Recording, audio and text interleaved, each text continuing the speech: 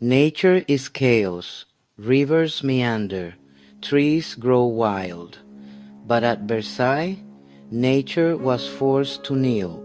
Behind the gilt mirrors and crystal chandeliers of the French monarchy lies something far more ambitious, a 2,000-acre weapon of psychological warfare, disguised as a garden.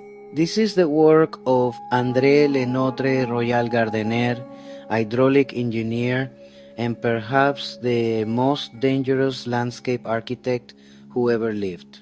Starting in 1661, he spent a quarter-century transforming a malarial swamp into geometry sharp enough to cut. We aren't just looking at flower beds. We're looking at the Sun King's will carved into the earth with a surveyor's chain and an executioner's precision.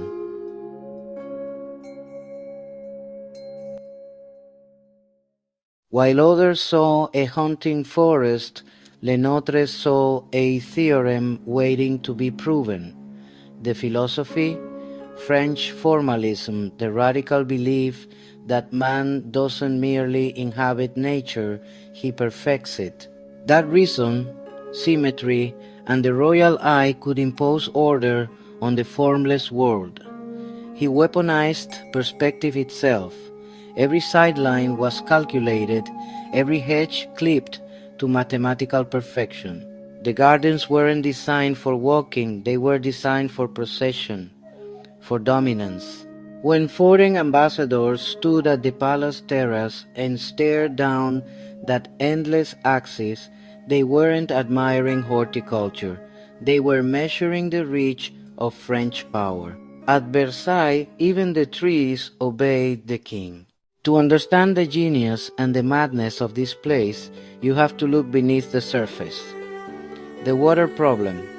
Versailles had no water, not a stream, not a spring capable of feeding even a single fountain.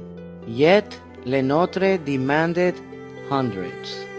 The solution? The machine de Marly, a grotesque, beautiful monster. 14 paddle wheels, 250 pumps. The largest hydraulic machine ever built in the 17th century, screaming day and night just to lift sand water 500 feet uphill. It was loud enough to hear from the palace. It broke constantly, and it only delivered enough water for the fountains to run for 3 hours at a time. But when the king walked, every fountain sang.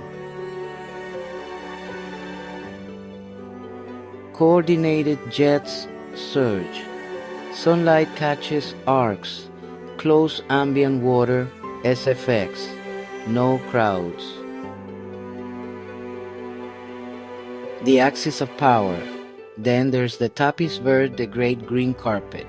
Over 1,000 feet of perfectly manicured lawn that pulls your gaze to the horizon like a visual vacuum.